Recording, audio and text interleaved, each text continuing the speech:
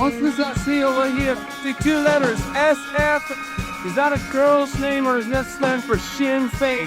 Fuck freedom!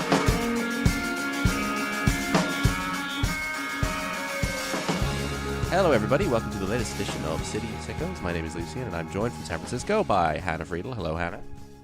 Hello, Lucian.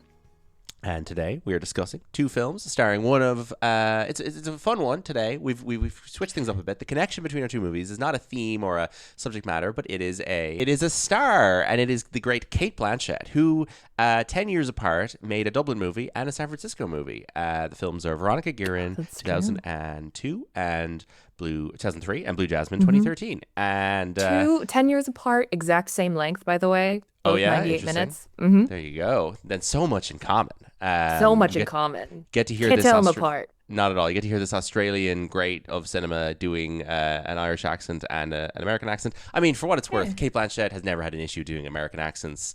I think she's probably a lot of people in the world who don't realize she's from Australia. Sure. Very she's convincing. A chameleon. Very convincing American, very convincing English.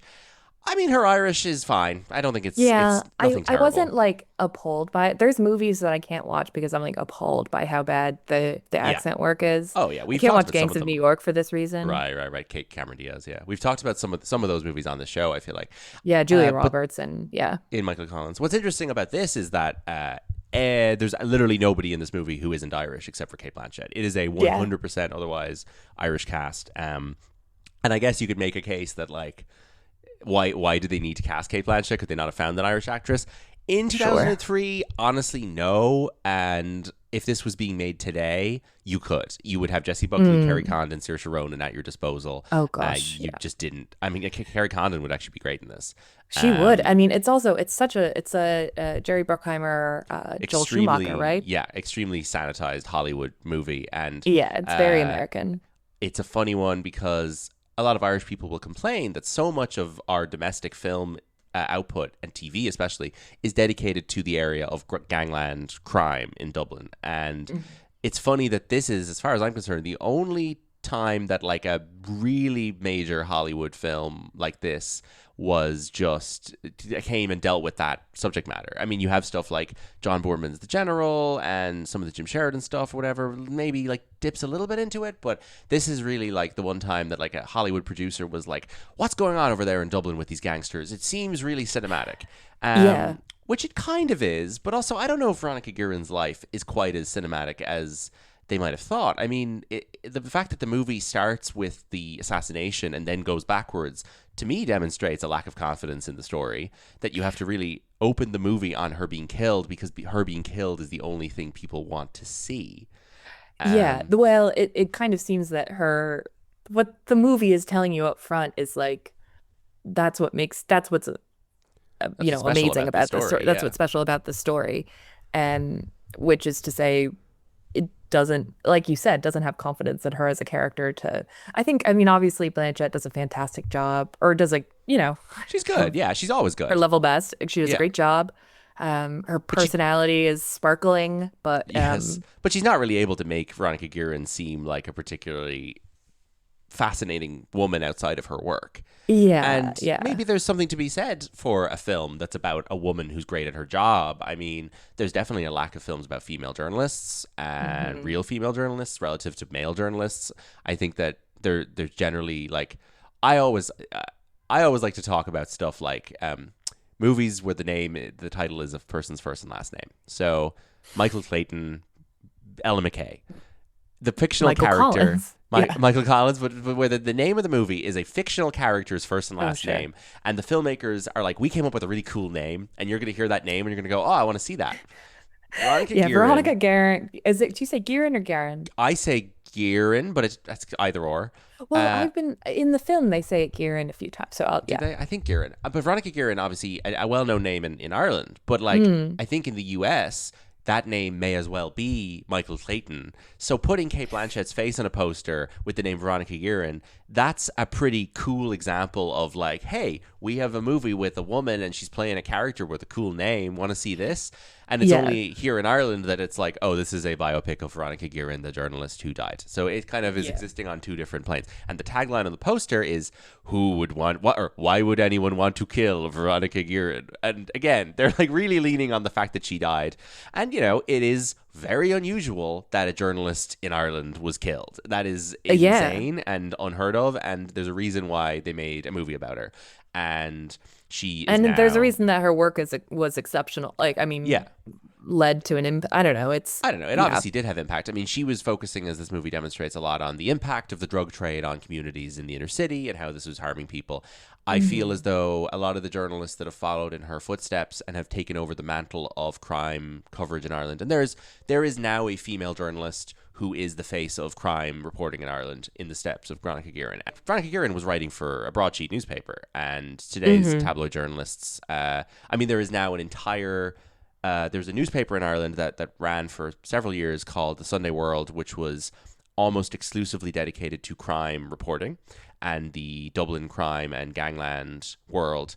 And that newspaper, I believe, has now ceased printing, but now has a website spin-off called crimeworld.ie. And there was recently a big advertising campaign for Crime World where on the side of the buses they had a guy who's like sitting up in his bed on his phone, and there's a guy in a balaclava like sitting beside him, and it just says "Get into crime, Crime World." It's very funny, and they have a very popular podcast. And you know what I think is, I'm not sure if you're aware of this, the character in this movie, Jerry the Monk Hutch, who is in this movie and who is kind of the lanky guy who looks a bit like Paul Mescal with the black hair. He is about to run for election in Dublin for the second time in 2 years as a general election candidate. He has now entered politics. And Jerry Hutch, I kind of assumed there was an element of that there was a serious crossover between these characters. So Jerry Hutch is now, he's now doing the rounds in Dublin all the time as a political candidate. There was just a play about him on in the Ambassador Theatre, a one-man show that Jerry Ryan, the radio presenter who makes a brief cameo in this movie, his son Rex Ryan did a one-man show about Jerry Hutch. And Jerry Hutch came on stage every night to introduce it himself. And it's just a crazy piece of nonsense propaganda. So these guys in this movie are all still around. Some of them are in politics now. It's insane. So yeah, I mean, this it's so very contemporary. And go ahead. They kind of, I don't know, what party was he with? Oh, he's like very much independent. Like this is a fringe anti-establishment thing that he's doing, where he's garnering support from working class people in inner city Dublin who, you know, are he's not really standing on a platform of anything. He's not particularly passionate about anti-immigrant sentiment. It's really just a kind of a general kind of anti-government, right-leaning, reactionary thing. I just clicked on an article that came up in the images. Where is this? From the Roscommon Herald. Okay. Jerry Hutch tells immigrants to bring your toolbox and bring your skills. Right, so that's his attitude, right? He's like a little, he's got his hilarious voice. The guy who plays him in this film, who's very good, who's an actor who I think looks shockingly like they all look like Oasis. That's kind of the thing too. The guy who plays him looks to me a lot like Paul Mescal in this. It's Alan Devine, and he's a good actor, but Jerry Hutch's real voice. Jerry Hutch famously talks like this. He has a crazy voice, and he says, if you come to Ireland, bring your toolbox with you. The guy who plays him in this movie just doesn't do a good job of capturing his voice. But needless to say, this film exists in a world that we are all very much still living in here in Dublin, of these guys. And Veronica Guerin, didn't make it to see what it would turn into, which is an awful shame, because she was clearly somebody who was actually really good at like digging below the surface. But a funny case of Hollywood comes knocking and is like, your story here in Ireland is really interesting. We'll take your actors and your locations, but we're going to bring our own director, our own writers. We're going to chip in Cate Blanchett, and we're not really going to trust you to tell your own story. Whereas Michael Collins was, American money allowing Irish filmmakers to Irish tell an production. Irish story. Yeah. Sure. And you see that, like, I think that this film, I mean, I know because it's not as thematic, we're not necessarily I don't know if we can delve into locations as much. No, with, we can Veronica Guerin. List Guerin. places we recognize though. Which I didn't recognize many. I think that this movie, you can tell it's made by Americans because it doesn't exactly know where it is. Like, it doesn't know where it is. You're right. It's not grounded very well. But also, I guess a lot of this stuff does happen in weird areas. Like, does she live in Naas? Yeah, I think so. I think she lives in Kildare. Her house is too big to be in Dublin. I think she's got her big gate and gravel. Like, she'd either live in Blackrock or she'd live in Kildare somewhere. But this is all happening in South Dublin, right? Like, this isn't, these aren't North Dublin gangs. These are West Dublin. It's tough to say. Like, Jerry Hutch is associated with the North Inner City. There's a sort of a North Inner City element to a lot of this, but I do know a lot of the gangland stuff in the last 20 years has moved out to Tatala.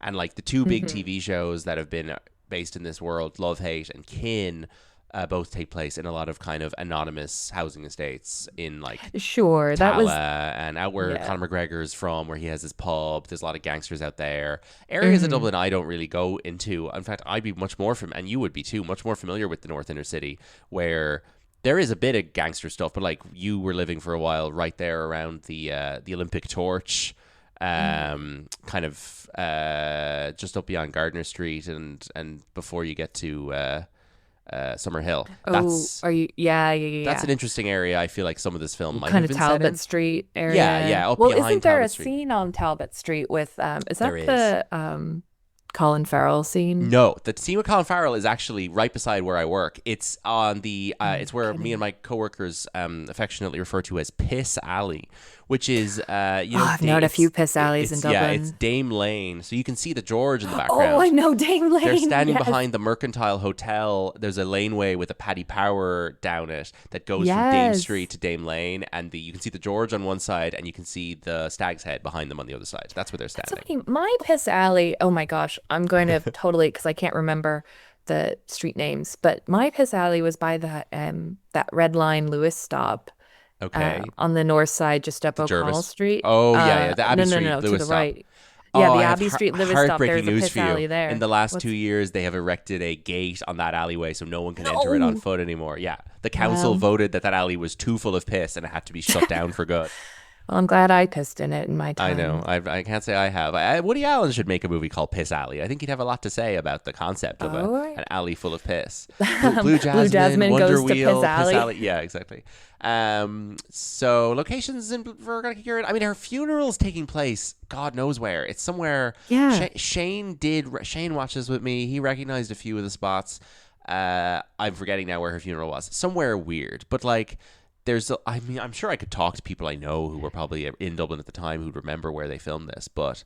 Sure. Also, it's such an interesting... Just to speak to, like, the interiors, which, of course, there aren't as many, like, big establishing exterior shots.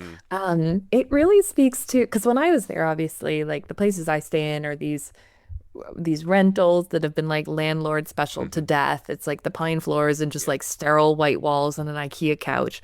But to see like a cozy interior in a Dublin setting is like very, it's kind of funny that it's the 90s were a different time for... I know, yeah. And I wonder, I guess in some cases this film is trying to show the lives of luxury that these guys... These wealthy gangster guys live relative to the slums that the victims of their drug trade are living in flats, like. But the scenes in the flats in this are interesting. I like when films set in Dublin go exploring those areas, even if it's a little bit OTT with the behavior of the addicts or whatever. Jesus. Or like the little kids picking up the needles and stuff. Yeah, like, okay, we don't need. But like that shit's real. True. And like when I lived in, I think I mean I can't say for sure. I think we're better. Dublin's better now than it was in the early 2000s in terms of I'm sure. loose needles. But like when I lived in Stony Batter in 2001. I know my mother says that there was needles on the ground that I almost picked up, like it was definitely a thing. And Stony Batter now has obviously been gentrified in a way that maybe isn't helpful. But the other thing about this is Colin Farrell showing up for one scene. Very weird. And that was very weird. I was actually, because he's also in, like when I went to read this film. Yes. I should have just taken the link, whatever. He's it's the image, like the thumbnail is him and Cate Yes, Blanchett talking yes. as if he's going to be, 'Cause he's it's the him, Kieran Hines, and exactly. He's because other than whoever. Kieran Hines, he's the only other famous person in this, and he had just gotten famous when this comes out. Like this is, I guess, 2 years after his first American movie, and he's just Maybe that's it. They're like famous. Who's famous in Ireland? We need him to. We need all hands on deck. Yeah, he clearly shot for like 1 hour or maybe 2 hours. He got that spider tattoo on his neck. Exactly. He's got the exact same haircut that he has in Intermission, which comes out the same year. They were obviously in the middle of filming Intermission, and they borrowed him. And he like Intermission is also a movie that Colin Farrell is only in a little bit of, like he's kind of the lead of it, and we actually did a Boy Party episode about it with Colin Farrell as one of our subjects. But it's great. But it's he clearly was like, Irish producers were desperately trying to like poach him for a day here and a day there while he was over in America making SWAT and Daredevil in the same year. So it is really funny. He shows up for one scene, he's uncredited, and his character is called Tattooed Boy on Wikipedia. But yeah, otherwise, but he's like, the face. He's the face, and he just gives her a bit of information, and then he moves on. I guess Brenda Fricker is in this. She's an Oscar winner. And sure. She's Who good. played Veronica's husband? I feel like I recognized him as well. Someone I know.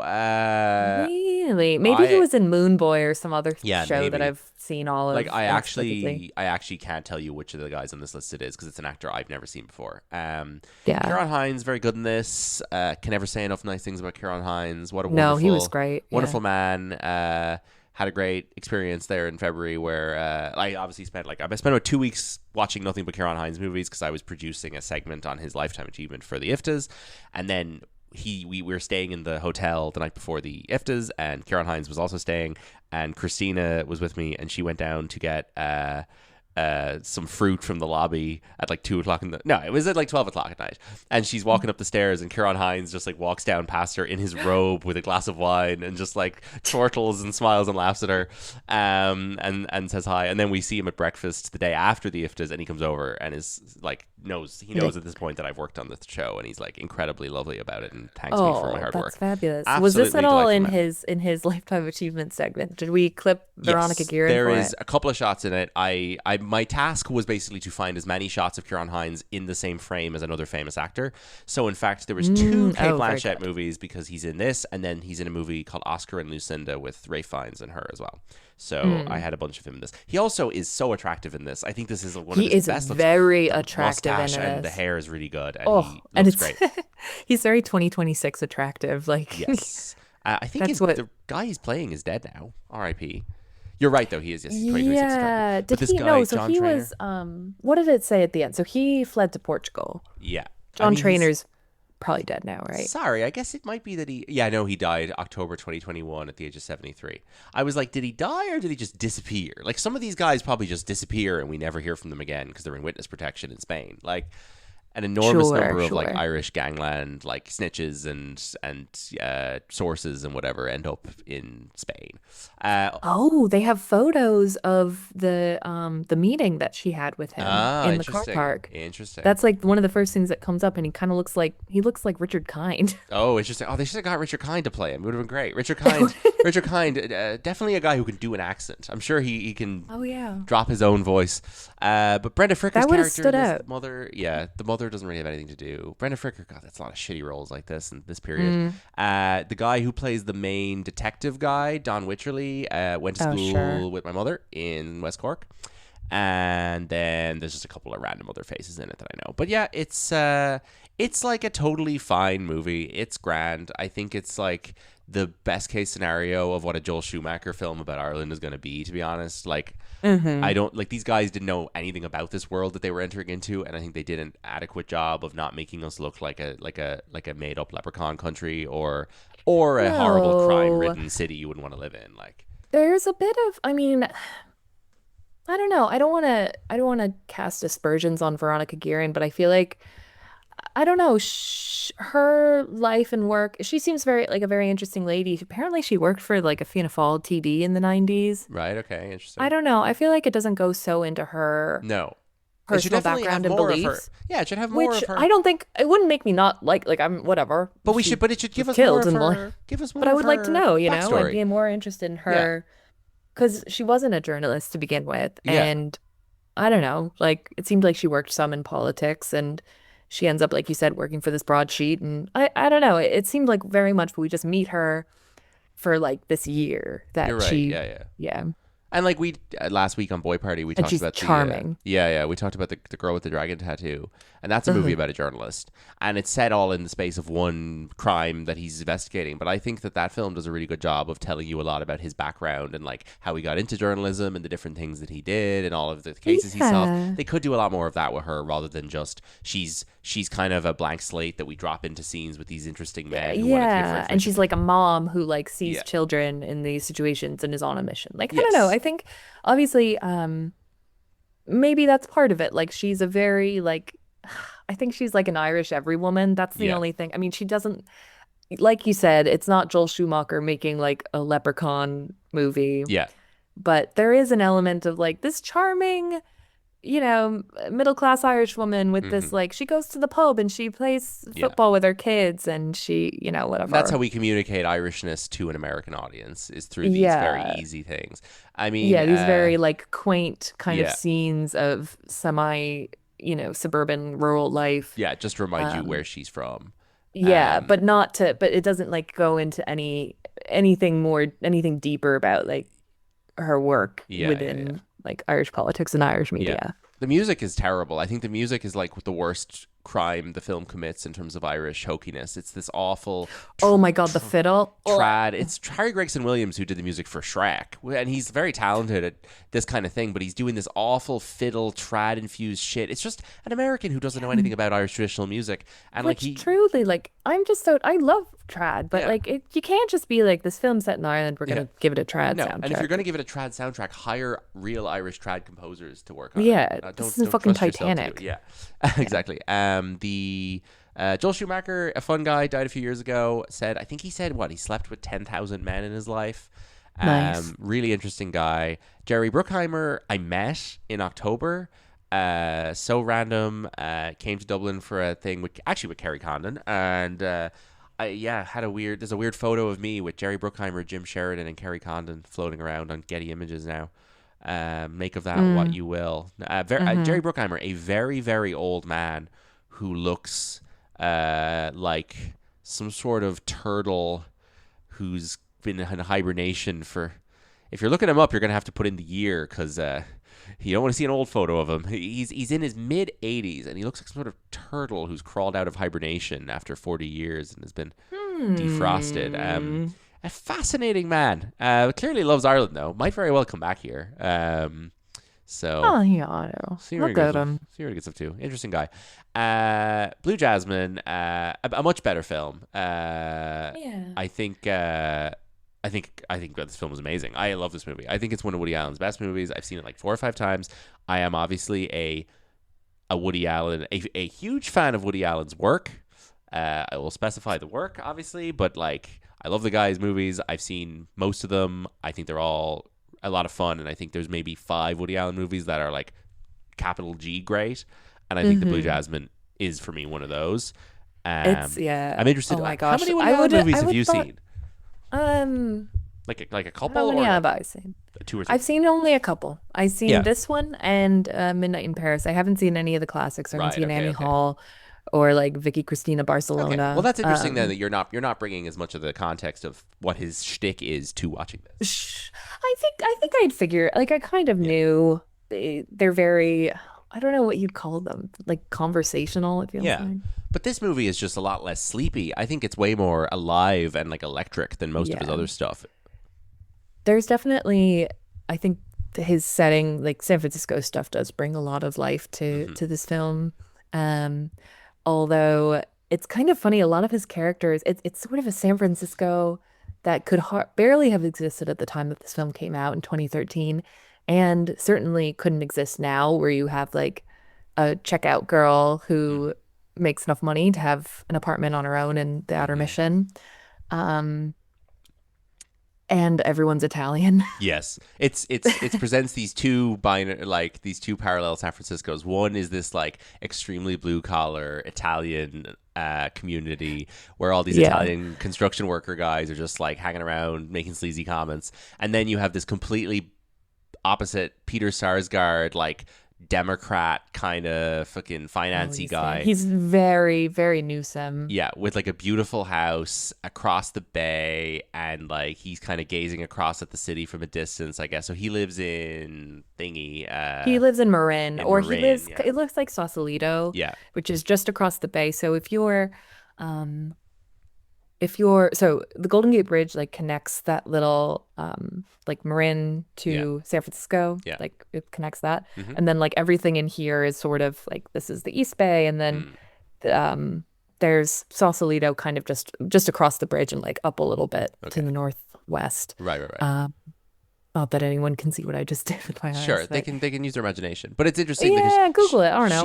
It's a beautiful area. I had a friend who grew up there. She arrives in San Francisco from New York and is, has this superiority complex, feels out of place in this working class community, and then wants so badly to be accepted by the fancy people in Marin with Peter Sarsgaard. And he's like, I'm not, as soon as he finds out her whole story, he's like, no, I want absolutely nothing to do with you. And she has to go kind of traipsing back to where she started. Which is interesting because it does remain like that dynamic. He is filming in an area where I have plenty of friends who live in that area now. Granted, they all have to have like 4 roommates. But it's that Outer Mission apartment, South Van Ness. Although I was just in the craziest, most beautiful apartment ever for a party on South Van Ness. Like high ceilings. You never know, like with San Francisco, what these buildings have been turned into. Like, but it's I have a friend who lives in an apartment just like the Sally Hawkins one. Right. I find San Francisco kind of an interesting choice for this movie because like the whole premise of it being a Hicksville. Yeah, like exactly. It's like a wealthy Manhattan woman who's married to a fucking Ponzi scheme guy. Like the first city I would think of to drop her into to feel out of place among the common people wouldn't necessarily be San Francisco, but maybe in Woody Allen's world, that is the exact opposite of the New York that he sees characters like her living in. Well, I think it is kind of interesting. It does feel like it ought to be somewhere else, but maybe there's an element of him taking advantage of the class and wealth divide, the growing wealth divide in San Francisco. Yeah. Not that he necessarily like portrays his working class characters all that accurately. Sure. I mean, to what it looks like to live, that way in San Francisco. But I don't know. There's something to that, like the proximity to enormous wealth. Like walking through, there's neighborhoods in San Francisco. It's like a city, but there's neighborhoods that are like gated estate mansions kind of scattered on the hills. And it's like, I think maybe there's an element because it's a living that. and breathing city, but it's also a desirable place for famous rich people to move to because it's cool and famous and interesting. But and the tech, people make their money well, and stuff. It's beautiful. Yeah. I feel like he could, like, if he wanted to keep the movie in New York, he could have kept the movie in New York. I mean, she it could have been he goes Brooklyn to like or up outer boroughs, and like maybe then the geography of the Queens. movie is less. There's less distance and she feels less isolated or whatever. I think the point here is that she's so far away from her social circles, but there's such a great colorful cast of characters in this. I mean, the first thing I want to say is the first time he finds a proper female lead for one of his movies since Diane Keaton, and it's really noticeable that I think his writing just comes alive way more when he's found an actress that actually like wants to do something interesting with his work. The actresses he works with during the 2000s just didn't click. Like, he makes multiple movies with Scarlett Johansson as the lead. I don't think that she's the right person for those films. And it's just silly. And then you've got Emily Mortimer, weirdly, is in like 3 Woody Allen movies, and I don't think works very well. And then you've got Emma Stone does a couple around this time, and also not great. So there's a lot of like failed attempts for him. And I 100% see why he would try Emma Stone out as a potential stand-in for a Diane Keaton type. But Cate Blanchett, who is not an actress I've ever associated with Diane Keaton, and I don't think she's doing a Diane Keaton thing in this movie, but the fact that she's the only woman who's been able to like make a Woody Allen movie come to life as a story of the inner lives of women, and like what I think this is, which is a great film about the consequences of men's actions on women and in all these different ways. And it depicts how like a man's dodgy finances can affect a woman, and how these kind of very low level, ordinary sort of domestic abuse situations can play out, and like all of these different little micro situations of male behavior that impact upon their wives and their girlfriends and their sisters and their mothers. The Sally Hawkins performance in this, I think, is incredible, and like she's really, and again, another actress who's able to like turn Woody Allen's writing into something really electric in a way that very few have. She is, and because again, I think what sorry, one sec. It's like they have to do this larger than life thing when they're reading this dialogue, and they have to run into each other, and they have to be very bold with it. They can't. There's no timidity with a Woody Allen script. Yeah. I mean, her whatever accent she's doing, it's like Jay Baruchel's wig in Blackberry. Yeah. Like, what is happening? Why? How is this? Are we just gonna pretend like this isn't there? Like, it's so bad. But then the movie makes it work, and you don't think about it. I think he wants there to be a cartoonish quality to his story, and like that's often what he does, I think, in his films, to sort of dilute his darker themes and like the serious stories he's telling about suffering and about people's interpersonal conflicts, is that he's like, but what if these people were really like funny and goofy?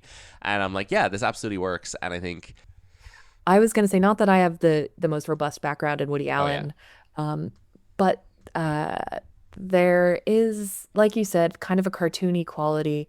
It's almost like he's doing like a mumblecore film with like a grand, almost like play, like theatrical. Yes. Setting, 100%. Like every day. Yeah.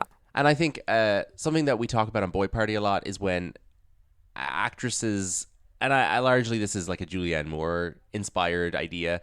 Actresses like Julianne Moore can sometimes, and I think she's great, but she can diverge into this thing that we call like pills acting, which is like, I need my pills, please give them to me. I would actually say Anne Hathaway and Mother Mary is a really bad example of that. And it's like this kind of like histrionic thing that male directors will get out of actresses sometimes. And I think Cate Blanchett is right on the verge here, and she just steers clear of it. You are so right. That's the first word that came to mind when you see, when it's revealed that she's just kind of babbling to herself the whole time. I was like, she is histrionic. Yeah. But then she reacts to things like when she's dealing with the men and dealing with the sister and dealing with the guy, the friend of Bobby Cannavale coming on to her. She deals with those in a very mature way and in a very like locked in way where you're like, oh, you're not crazy or like away with the fairies at all. Like, no, she's quite she's grounded in some ways, and she knows what she wants, and I don't know, she doesn't want her pills. Her pills are her old life. Like, I don't know. When you and I first met, we had great fun talking about Andrew Dice Clay, who had just appeared in A Star Is Born, and the Dice Bar, which is now Fidelity, was going strong at Smithfield. Oh, man. And Andrew Dice Clay in this movie as Augie, Ginger's ex-husband, and she's oh my gosh, again with the fucking Italians. She swaps out Andrew Dice Clay for Bobby Cannavale, who I love. Bobby Cannavale. I think he's good in this. Here's the funny thing: this movie stars Bobby Cannavale and features the song "Blue Moon" being discussed multiple times, and it ends on the song "Blue Moon," which plays over the end credits. And Bobby Cannavale recently starred in the movie Blue Moon about the song "Blue Moon" and with Richard Rodgers, with Lorenz Hart. So very good fun. Great cast here, apart from the Blanchett and Hawkins. So Cate Blanchett wins her second Oscar for this, which is so kind of odd. I'm like actually really surprised that this movie won her an Oscar, because it just doesn't feel like a movie that would win an Oscar now at all, apart from the Woody Allen stuff at all. It's like a drama about like it's like a funny, quirky comedy drama about like a family and a woman. It just doesn't feel like Oscar bait. But she wins her second Oscar for this. I guess her main competition that year, I think, was Sandra Bullock in Gravity, which isn't really an Oscar performance either. That's a sci-fi film. And then Cate Blanchett obviously came very close to winning her third for Tar, which I think is like kind of one of the greatest performances of the last 25 years, in my opinion. I love that movie. And she loses to Michelle Yeoh in Everything Everywhere, which is like a joke. But anyway, but I love Cate Blanchett. I think she'll probably win 3 and maybe even 4 Oscars before she retires. She's, I think, incredible. But Sally Hawkins gets her second nomination for this, her first nomination for this, and then she's nominated again for maybe she'd already been nominated for Maid and Dagenham, but she's or Happy Go Lucky. She's nominated again for Shape of Water and doesn't win. I don't really like The Shape of Water that much, so I don't have any strong feelings on that, but I do like her. She's doing a great job in this. It's kind of interesting her expressing the weird tension between having this like disastrous past with the Cate Blanchett character, and it kind of comes up at like points, and is repressed, and she's still, I don't know, it's a really interesting character. The idea and the whole like the the extra twist of having the adoption thing in their story is really interesting as well, like, which is a fun extra level. Maybe isn't necessary, but I think it adds a bit of extra fun, because there's clearly just like a culture clash, there's a class divide, but also a literal like biological divide there between the two sisters, that they'll never understand each other, and yet in this moment of need there has to be some sort of bond forged, and they do have stuff in common, and the way they're having to fend off the problems of the men are extremely similar, and they can help each other through that. Truly. I mean, it's also crazy. I think that something I noticed, again, speaking of the problems of the men, maybe I noticed this more because it is a Woody Allen movie. The Stuhlbarg and Louis C.K. characters are just these wild. I mean, what do you think? You're a big Michael Stuhlbarg fan. I love Michael Stuhlbarg. I think he's really good in this at what he's asked to do. It's an insane performance, but he's doing what's asked of him. I mean, I love his character. I love that, like, he's so gross. I love the way he talks. I think his whole like I must say, I find you very attractive. It's like, it's actually very rare that people cast Stuhlbarg as like a pervert, and he's really good at it. Yeah, they sent him, and there's a part of that scene where I think she's standing like half a step or something above him. Yeah. And he looks 2 feet shorter than her. Yes. It's brilliant. And it's, oh gosh, but like, it's such a good little. Woody Allen writing a creep harassing a woman is like O.J. Simpson. He did a fantastic job at it. O.J. Simpson drawing a picture of a knife. Like, I mean, what? It's interesting to think of the psychology of, I mean, how many times Woody Allen has been in situations like this, I don't know, but it is funny. Exactly. His stereotype of a creepy man is funny to watch. And then Louis C.K., I guess, is... And of course, it's not just a creepy man. It's like an over-intellectualizing creepy man. Who's like explaining, like, you see, I have these issues, and this is why we have to talk about this. Like, he's also just good as like a shitty, kind of annoying boss who's like getting on your case, who's like, you can't be doing your computer research on office time and all this. It's great. Louis C.K. is obviously, again, channeling his own creepy behavior into this, but I guess his character is less of like a kind of a scary pervert, more of just kind of a loser pervert. Just kind of a loser, and also it's like the type of person who you see more. I mean, there's more sound engineers than yes. Baggage, not baggage clerks. What am I saying? Actually, like grocery store clerks. Yeah. I mean, able to kind of live true good lives in San Francisco these days. I feel like Louis C.K. being in this is like the most 2013 thing ever as well. Like, if this was made 2 years before or 2 years after, he wouldn't be in it. It is funny that, like, for a brief moment, Louis C.K. was actually the top of casting director lists, and I don't think he's an amazing actor. I mean, he's okay in some stuff. I like the show Louis, but I don't think he's amazing in this. He's the least interesting of like the 5 main guys. He really is. You have my beloved Alec Baldwin in here, and he's great. He's playing evil Jack Donaghy from 30 Rock. I mean, he's just like bastard man who lives in a high rise in New York. I really like I like how his way of dealing with Sally Hawkins and Dice is slightly better. He's concealing his contempt a little bit better than Jasmine is. So there's a flashback to when they visited in New York, and Sally Hawkins is like, oh, we're all gonna go out for dinner, and Jasmine is like, oh, we couldn't possibly, we have that thing, don't we have that thing, Hal? And Baldwin is better than her at like hiding how little he wants to spend time with them. So he's fantastic. and then there's a great scene of him getting arrested. That I think is probably my favorite. One of my favorite parts of the film is them visiting and then trying to push them off. She's like, oh, so we got a room at the Marriott, and she's like, the Marriott is good. Yeah, you'll enjoy your time. And then she buys her a Birkin bag, a little Fendi bag, get her out of the way. But then Baldwin's last scene is of him getting. Well, also, sorry, I love how Baldwin, like, deals with Dice's business propositions, and then he ultimately like gets arrested, and he's like, "This is ridiculous," and gets dragged away, as Alec Baldwin tends to be. So it's good. Then you got Peter Sarsgaard as the congressman in waiting character, who I always really like. He's good. He, again, very very news to me. Very our current mayor, Daniel Lurie-ish, who is I don't know if you know much about our current mayor, but he's heir to like the Levi's. Oh wow. Fortune. So he's like a billionaire by birth. And he's just like he's, working class San Franciscans are really suffering for it. He's gonna like try to cut half the buses next year. Fuck's sake. It's wild. And he's trying to like, I don't know, it's a lot of pushing of like ride sharing apps and the robo taxis that you love so much. Surely San Francisco can look across the country and see the Zoran effect and try and replicate that in some way. I don't know. It's the demographic of the city is different than New York. I Like know. it's hard. But anyway, that's who this gives. And then I was like, where do I know this actor from? Where have I seen him recently? And you know where I saw him recently? A little show called DTF St. Louis. What? Peter Sarsgaard? Have you not heard of this? I know Yes. that show. Peter Sarsgaard's not in DTF St. Louis, is he? Yes, he is. Very briefly. Very briefly. I didn't watch past the first episode. I just saw the first episode and maybe half the second episode. When does he show up? He kisses David Harbour. They meet on DTF St. Louis. I did Yeah. not get that far. Oh, I might watch it now that I know he's in it. That's interesting. I gotta say, once you power through the first episode, it becomes a really interesting show. Yeah. I'm very fascinated by A it. friend of mine walked past David Harbour in Dublin a month and a half ago.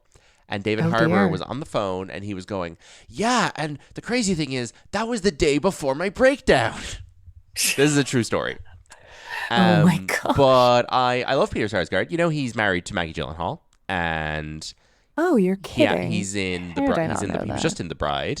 Very good performance as the detective in The Bride. Him and Penelope Cruz are like a duo. I wanted to add to my Weird. point 10 minutes ago about Woody Allen's actresses in the 2000s. I did want to Sure. I did want to name the one exception that Penelope Cruz is great in Vicky Cristina Barcelona and wins an Oscar for that. And obviously that's another like when Woody Allen directs an actress to a great performance, you can tell because they'll always give her an Oscar, But what was I going to made it. Yeah, Peter Sarsgaard Married to Maggie Gyllenhaal. Right, Maggie Gyllenhaal. Before- Oh, of course he was in because that's her film, right? Yeah, The and Bride. he's been in both her films, and he's been in a lot of stuff with his brother-in-law Jake as well. At this point, he was in Presumed Innocent on Apple, and always a big fan of his. Nice kind of creepy guy, but also has a sensitive thing to him that I find really endearing. I think a similar enough actor to Michael Stuhlbarg. I was actually going to say they almost look Yeah, alike. yeah. They were both on this show, The Looming Tower, about 9 years ago, which is a 9/11 thing with Jeff Daniels. They were both in that, and they had some good scenes together, and I think they work well with each other. And then the last actor in this we haven't mentioned is Alden Ehrenreich, who is great. I was actually going to say I was waiting. Yeah. Alden Ehrenreich. And this is in yeah. this is in the Alden Ehrenreich boom of the mid 2000s, which obviously just Sure. turned to bust eventually. But Alden Ehrenreich Well, I mean, was working with pre everybody. Hail Caesar, Yeah, pre everything. It was this and Hail Caesar and he Beautiful was- Creatures. Beautiful Creatures. He was I in don't know. Warren Beatty movie, Rules Don't Apply, and then it all came tumbling down because of Solo, the Star Wars thing, which was not his fault. And now he's I back. thought he was so handsome. He's so handsome, and now he's back, and he's in Weapons, and he was in Oppenheimer, and everyone loves him, man. He was in Weapons. people. And he was in people, Oppenheimer. people are Talk really about a boy movie. talk about a boy movie. Yeah. People are Or like not for boys, but full of boys. full of boys. I think people are extremely rooting for Alden Ehrenreich now, and I think it's actually there's so much goodwill towards him that he'll probably be like overcorrected. You know what it was? They were like everyone took all their stock out of Alden Yeah. Ehrenreich and put it in Ansel Elgort, and I then guess so. that yeah. went bust. Or maybe was it almost after the fact? Like, well, yeah. There's definitely a world where Alden Ehrenreich could have ended up in West Side Story. I'm trying to think who was the handsome boy of 2018 to 2019. Who kind of took over from Alden Ehrenreich? Maybe there was a gap there. Maybe it just was him, and then Ansel I Elgort. know. I do feel like Yeah, there was an Ansel Ansel Elgort, Elgort yeah. moment. It's just in my Around head. that Fault in time. Our Stars being before Hail Caesar is Oh, what sure. is what's kind of messing up my thinking here. But no, I think you're right. Oh, right. But I think remember he was in Baby Driver. all Yeah, that stuff. yeah. Like maybe 2017 You're right, to you're right. 2019. my but- fear with Alden Ehrenreich, who I really like, is really talented, is a really good actor. I actually think people are almost going to overcorrect, and it's going to be like a Brendan Fraser thing, and he's actually going to win an Oscar in like 2 years for something completely undeserving, because I think people just feel so guilty that we let him get away Slip for through a the while. cracks, Yeah. yeah. But he's great, and he's good in this, and he's always a fun face to see pop up and stuff. So yeah, Blue Jasmine. It's also like a fun movie about like the fallout of the financial crash and the Madoff scandal, and the idea of these wives who have lived these luxurious lives and by no fault of their own kind of have to reassess their financial Yeah. situations, and in this case, and just like yeah. the story that she has to keep telling herself Yes. over and over and over again out loud, ostensibly to other people, but mostly to herself. Yeah. I mean, it's great. And it's kind of interesting that I think maybe circling back on San Francisco as the setting for this film, it is a story you can tell yourself in San Francisco, that you're going to be rich and affluent and live this like friction-free life again. Because it's right there. Absolutely. It is really right there. But, there's still much friction to be had. Yeah. And what was I going to talk about? Oh, one setting that I remember that I was like, oh my gosh, what a blast from the past was there's the scene where Andrew Dice Clay confronts her on the street and is like, now I work on an oil rig in Alaska because you ruined my business, whatever. Yeah. And then that's when Alexander Skarsgård finds out. Peter they're Sarsgaard. standing. Peter. No relation to Alexander and Stellan. Wait, actually? Yeah, it's a different name. Sarsgaard versus Skarsgård. Sarsgaard. This guy's not Swedish. Like, common misconception. I was going to say that as a joke. I was going to say he's probably not even Swedish, but he isn't. Oh, No, he's not. God. Not first generation anyway. All right. But no, anyway, they're standing at like the Cartier store downtown. This is all very close to where I went to Right. elementary and middle school. And there's a De Beers store in the background, which of course now De Beers were all like the blood diamonds. But I remember driving, that was like on my ride to school every morning, and there was wedding dresses in the window, and I'd look up and be like, I wonder which wedding dress I'll wear. Right. Like, it was very formative, and Yeah. it's kind of like, oh gosh, they're filming this so close. I was probably in freaking school. Yeah. And the dice was right the there. dice was outside your school in 2013. You call the police if the dice comes to your school now. Yeah, true. I don't know what the dice has done. I just thought that was a funny thing to say. Don't sue me. Funny to compare the box office performance of these two movies. Veronica Guerin cost $17 million and it made $9.4 million. It was a failure. Oof. Blue Jasmine, on the other hand, cost $18 million and made $99.1 million. That is insane. And if you're ever wondering, folks, why they let Woody Allen make one movie a year for 50 years with a big star, it's because he would make a film that would make $100 million and win Best Actress at the Oscars and was literally just 7 or 8 characters hanging around on the street and talking in rooms. That is like a once-in-a-generation success story. And his numbers don't lie. Yeah, no blood and guns. No, What do you exactly. think the highest budget and like the most high production Woody Allen movie is? Oh, that's a good question. I'd say it's Midnight in Paris. I think Midnight in Paris just has more costumes and sets than most of his movies do. Sure. But that's incredible that's like That's as big scale as it gets, yeah. Yeah, I mean, whatever you feel about Woody Allen, I think even if you're someone who doesn't want to watch his movies because you don't want to support him as a person or whatever, which is a position people have, I think you got to accept the man has kind of never been replicated in terms of the type of career he's had for himself. He really just like is a one-man industry of a certain type of movie that nobody else has been able to make. And he's made an unbelievable number of films, and like, I don't know, I'll always defend the work with him because I think he's so influential, and the movies are generally really good. If I had to kind of recommend a small number for people to watch, I would say Annie Hall.